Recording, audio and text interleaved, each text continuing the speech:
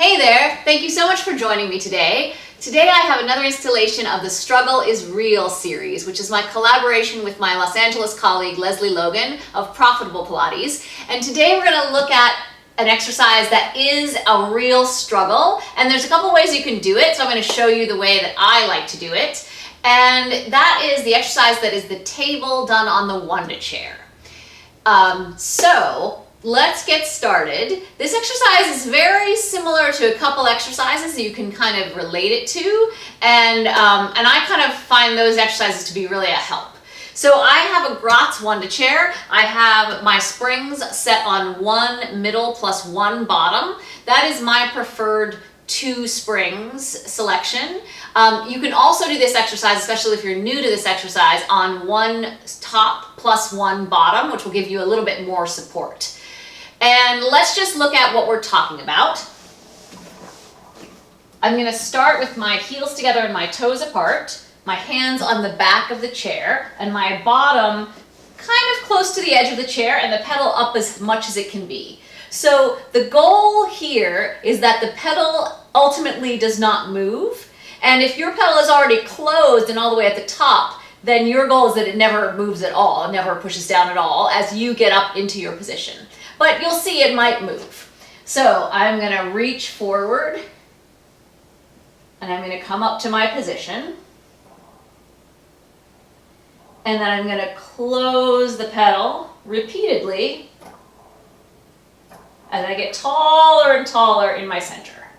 And then I'm going to control myself down without moving the pedal to sit. Okay, so I find this exercise to be very similar in the way you get up and down, to feel very much like the semicircle that we do on the reformer.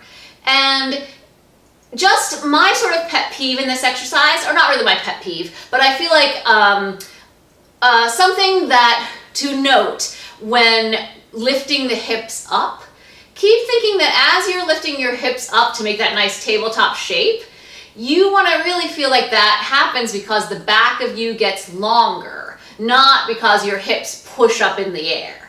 So I'll just give you a little distinction. So first I'm just going to lift up my hips in the air. And so you can see what shape that makes. And then now I'm going to do it by lengthening the back of me.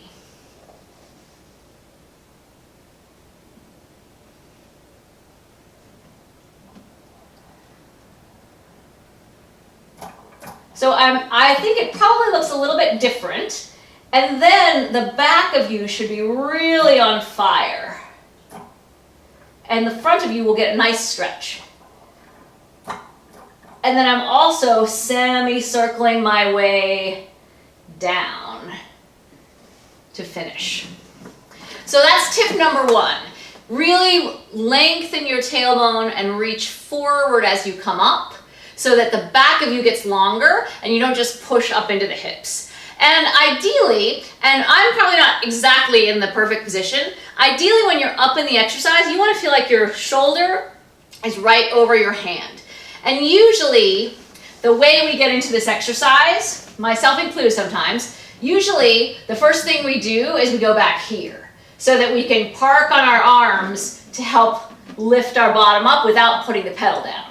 However, I would say the worst thing that can happen is that the pedal crashes to the floor, and not crashes, but the pedal goes down, which is not a big deal.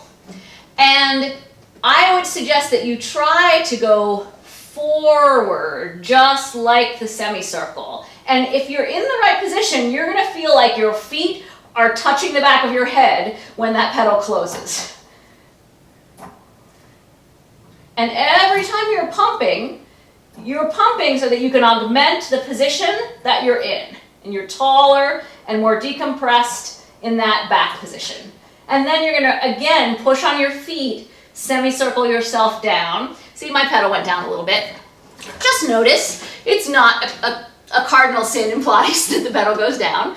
So give those tips a try. I really do love this exercise, and it might give you a nice stretch of the hip and or thigh. It's definitely a bottom burner. So if you have any other questions about this exercise or tips or tricks that I did not mention, please share them in a comment below or ask me a question. I really enjoy what's happening in the comments right now. And thank you so much for watching. I will include Lesley's thoughts on the table on the Wunda Chair and her struggle with it in the info box below, as well as information about her channel. Thank you so much for watching. Bye!